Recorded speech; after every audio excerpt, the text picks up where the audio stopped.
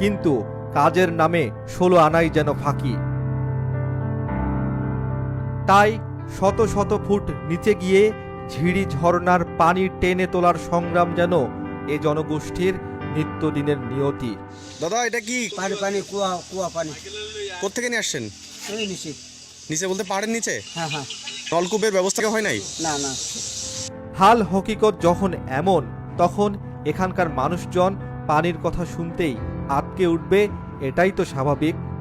এখানে পানি কোত্থেকে আনেন আপনারা? ও বাবা রে বাবা, কথা বলো না। হ্যাঁ, অনেক দূর পানি, অনেক দূর।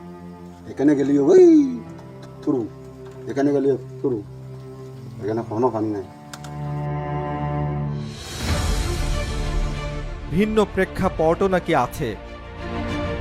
এই উপজেলার আরেকটি জনবহুল এলাকা শান্তিপুর বাজার। এই বাজারে পানি সরবরাহের জন্য বরাদ্দ হয়েছে প্রায় 25 লাখ টাকা।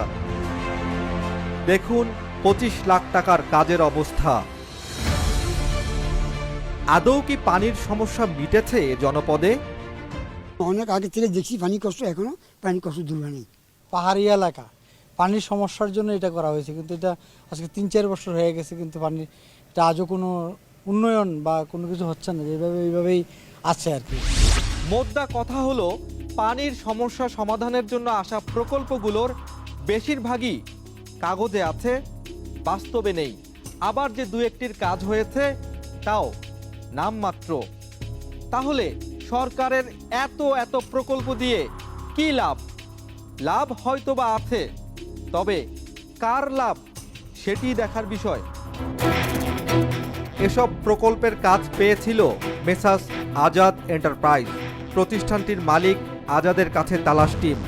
জনস্বাস্থ্য প্রকৌশলীর আশরাফ এটা মানে ঠিকাদারি ইয়াগুলি সে নিজে করে বিভিন্ন ঠিকাদারের নামে। ওরা বিল ওরা নিজেরাই নিয়ে যায় আমাদেরকে ধরেন না কাজ সমাপ্তি সম্পাদন করছি, আমাদেরকে একটা সার্টিফিকেট দিয়ে দেয়। ওরা মাঠে কাজ করে কি করে না সেটা আসলে কিন্তু কাজও কিন্তু আমরা জানতাম না। বিল পেমেন্টটা তারা নিয়ে যায় আর আমাদেরকে শান্তিং টাকা দেয়। কাজের ব্যাপারে জানতে চাওয়া হলো। এই যে বাজার যে প্রকল্পে আপনারা এখন কাজ পান নাই, যতগুলি বাজার হয়েছে একটা বাজারেও কোনো সুফল আসে নাই। আমি চ্যালেঞ্জ করে বলবো, পাহাড়ের পানির সমস্যা, পাহাড়ের এত পানির সমস্যা কিন্তু টাকা কোটি টাকা আত্মসাৎ করে ফেলছে তারা। ঠিকাদার কাজের ওয়ার্ক অর্ডার পাচ্ছে আর ঠিক সময় মতো অর্থ ছাড় হচ্ছে ঠিকাদারি প্রতিষ্ঠানের নামে, অথচ সেখান থেকে বিপুল অঙ্কের টাকা চলে যাচ্ছে অফিসের কর্মকর্তাদের পকেটে। এখানে কার ফাঁদে কে পড়েছে তা হয়তোবা সৃষ্টিকর্তাই ভালো জানেন। তবে অবহেলিত মানুষগুলোর যে দুর্দশা থামছে না সেটি এখানে স্পষ্ট। খাগড়াছড়ি পৌরসভায় কি হচ্ছে তা একটু দেখে আসি। 2013-2014 অর্থ বছরে জনস্বাস্থ্য প্রকৌশল অধিদপ্তরের খাগড়াছড়ি জেলার অধীনে পৌরসভায় পানি সরবরাহ প্রকল্পে 5টি পাতকূপ নির্মাণের জন্য 5 লাখ টাকা বরাদ্দ দেয় সরকার। সেই হিসেবে কাজের মেয়াদ শেষ হয়েছে 7 বছর হলো, কিন্তু সরজমিনে পাতকূপের পাতও খুঁজে পাওয়া গেল না।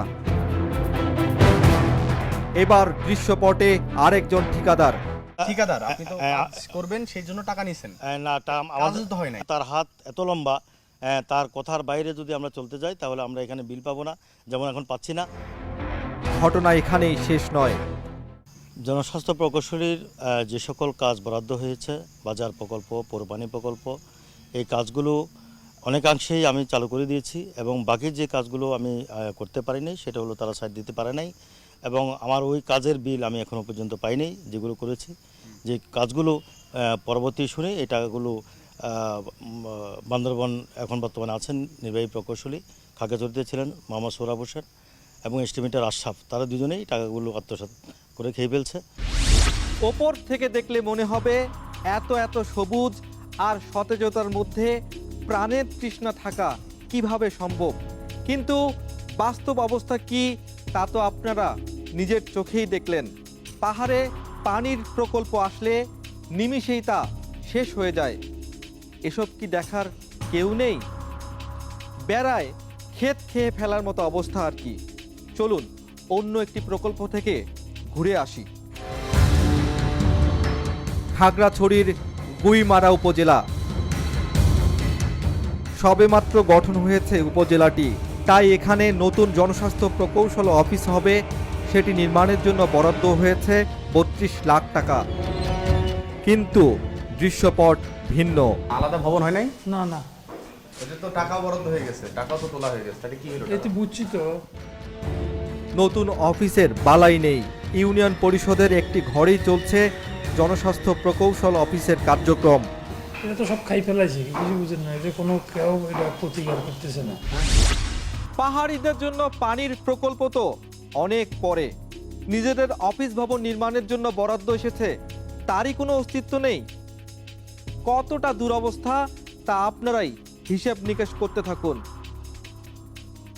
4 মিনিট পর ফিরছি।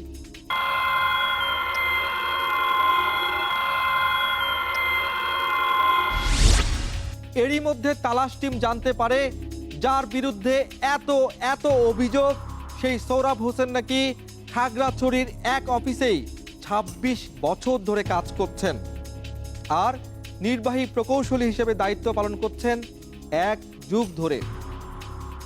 সৌরভ হোসেনের আসল পদবি নাকি তিনি একজন উপসহকারী প্রকৌশলী। কি অবাক হওয়ার মতো বিষয়, তাই না? আপনারাও অবাক হতে থাকুন, আমরা একটু যাচাই বাছাই করে আসি। এতক্ষণ যেসব প্রকল্প ঘুরে ঘুরে কাজের বালাই পাওয়া যায়নি, সেসব অদৃশ্য প্রকল্পের কাজে সন্তোষ প্রকাশ করে যে চিঠি, তার নথিও হাতে পেয়েছে তালাশ টিম। নির্বাহী প্রকৌশলী সৌরভ হোসেন স্বাক্ষরিত এক পত্রে বলা হয়েছে, নিম্নে বর্ণিত কাজসমূহ কর্তৃপক্ষের সন্তুষ্টি সহকারে সম্পাদন হয়েছে। অথচ বাস্তবে প্রকল্পের কিছুই হয়নি। কাজ না হওয়া এসব প্রকল্পের টাকা যে নির্বাহী প্রকৌশলীর দায়িত্বে থাকা সৌরভ হোসেন ও উপসহকারী প্রকৌশলী আশরাফুল ইসলামের পকেটে গেছে, তার প্রমাণও স্পষ্ট। আমাদেরকে জিম্মি করে তার কথার বাইরে যাওয়া যায় না। সে চেক দিবে, চেকটা দিয়ে সে একটা লোক দিয়ে দিবে সাথে, গিয়ে সেখান থেকে ব্যাংক থেকে তুলে এই টাকা তাদেরকে দিয়ে দিতে হবে। খাগড়াছড়িতে জনস্বাস্থ্য প্রকৌশল অফিসে কর্মরত এমন একজনের সাথে কথা হয় তালাশ টিমের। ইঞ্জিনিয়ার কিভাবে কন্ট্রাক্টর হয়? এটা কন্ট্রাক্টর হয়, এটা যাইয়া তথ্য লন অফিসে যাইয়া। ওরা কন্ট্রাক্টর হয়ে লাভ হলো কি তাহলে? ইঞ্জিনিয়ার কাজ তো পাইলাম না। না বলে আমি তো, আমার তো বলা কিছু নাই। টাকাগুলো কি হলো, ফেরত দিছে?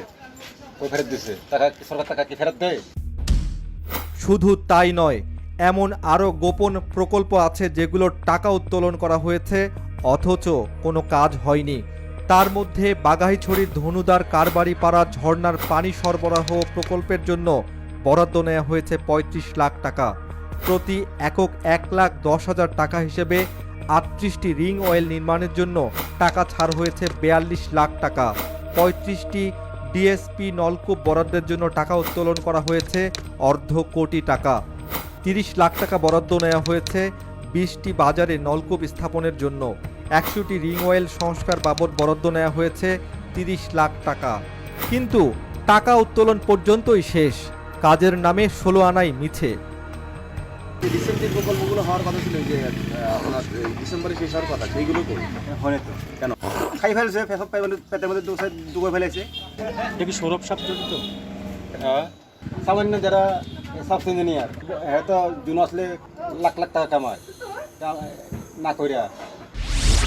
এসব প্রকল্পের সবগুলোর দায়িত্বে ছিলেন খাগড়াছড়ি জনস্বাস্থ্য প্রকৌশল অফিসের কর্মকর্তা সৌরভ হোসেন ও আশরাফুল ইসলাম। যতই প্রকল্প বেড়েছে ততই আঙ্গুল ফুলে কলাগাছ হয়েছেন এই দুই কর্মকর্তা। প্রথমে আশরাফুল ইসলামের খোঁজ নেওয়া যাক। তার বাড়ি লালমনিরহাট হলেও চাকরির সুবাদে গত 10 বছরের মধ্যে কোটি কোটি টাকার সম্পত্তি গড়েছেন খাগড়াছড়িতে।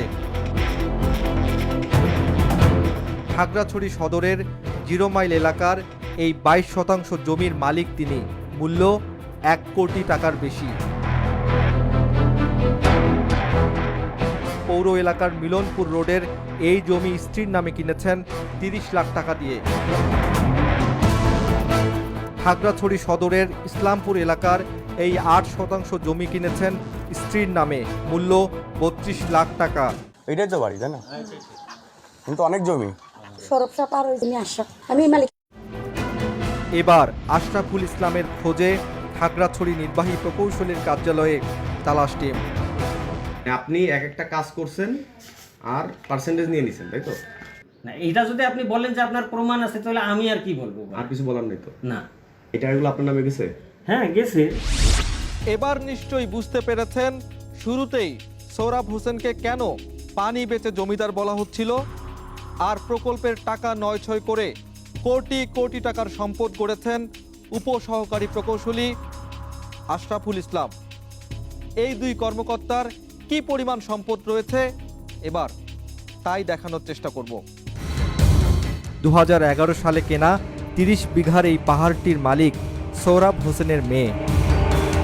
একই সময়ে পৌর এলাকার আদর্শ পাড়ার 10 একরের এই পাহাড়টির মালিক তার স্ত্রী। সুরাজ সাহেবের জায়গা কত বড় পাহাড় এটা? অনেক বড়। সুরাজ সাহেবের বুঝলাম না। পৌরসভার ইসলামপুর এলাকায় এই 10% জমির মূল্য 40 লাখ টাকা। একটা তো হইছে যে সৌরভ সাহেব, উনি কি করে? উনি পাবলিক অফিসার মনে হয়। খাগড়াছড়ির মানিকছড়ি এলাকার এই বিশাল সাম্রাজ্যের মালিকও সোহরাব হোসেন। এই এলাকার সবচেয়ে বড় জমির মালিক কে? সৌরভ সাহেব। কি সৌরভ সাহেব? উনি তো এক্সিএম। এই এলাকায় যত জমিদার আছে সবচেয়ে বেশি জায়গা ওনার আছে। এই সৌরভ সাহেব। সাম্রাজ্য বলা হচ্ছে এ কারণেই যে সোহরাব হোসেনের এই পাহাড়ি জমিগুলো এক প্রান্ত থেকে অপর প্রান্ত যেতে হলে আপনাকে হাঁটতে হবে 8 কিলোমিটার। আর এই সাম্রাজ্যের সীমানা ওসমানী পল্লী থেকে শুরু হয়ে একদিকে কর্নেল বাগান, অন্যদিকে মানিকছড়ি বাজারে গিয়ে ঠেকেছে। সোহরাব হোসেন বর্তমানে বান্দরবান জেলার নির্বাহী প্রকৌশলী হিসেবে কর্মরত আছেন। সেখানে গিয়ে নিজ কার্যালয়ে পাওয়া গেল তাকে। জমি কতটুকু আমার পরিবারের আছে একজাক্ট ফিগারটা বলতে পারবো, আমি আনুমানিক করছি আর কি 200-250 একর জায়গা হতে পারে। এই শালবনে 12 একর বা 11 একর জায়গা। শহরের জমি এটুকুই আমার ছেলে। এটা লুকানো যাবে না। অপরাধ তো অপরাধ নাকি? অপরাধ তো অপরাধ। এখানেও নির্বাহী প্রকৌশলীর দায়িত্ব পালন করছেন সোহরাব হোসেন, অথচ তার পদবি যে উপসহকারী প্রকৌশলী তার প্রমাণও স্পষ্ট। এটা কতটুকু যুক্তিযুক্ত তা জানতে পার্বত্য জেলা পরিষদের হিসাব ও নিরীক্ষা কর্মকর্তার কার্যালয়ে তালাশ টিম। অনিয়ম হয়েছে না তাহলে? না দিলে অনেক হয়েছে, এটা সিভিল বলতে পারবে। এবার দৃশ্যপটে খাগড়াছড়ির পৌর মেয়র। সরকার আমাকে আপনাকে দায়িত্ব দিয়েছেন যে যথাযথভাবে জনগণের সুবিধার্থে পানীয় সেবা নিশ্চিত করা। অতি লোভের কারণে এই কাজটা হয়েছে, এটা ঠিক। এখানে 9/6 হিসাবটা একেবারে পরিষ্কার। যে বরাদ্দ তারা পেয়েছিল সেই বরাদ্দর যথাযথভাবে বাস্তবায়ন না হয়ে থাকে তাহলে অবশ্যই ব্যাপারটা দুঃখজনক। একজন উপসহকারী প্রকৌশলী নির্বাহী প্রকৌশলীর দায়িত্ব পালন করছেন এক যুগেরও বেশি সময় ধরে। তার আওতায় কারি টাকার প্রকল্প আসছে প্রতি বছর। প্রকল্পগুলো বাস্তবায়ন না করেই হাতিয়ে নেওয়া হচ্ছে বিপুল অঙ্কের টাকা। এসব করে আবার হাজার হাজার বিঘা জমির মালিক হচ্ছেন সরকারি কর্মকর্তারা।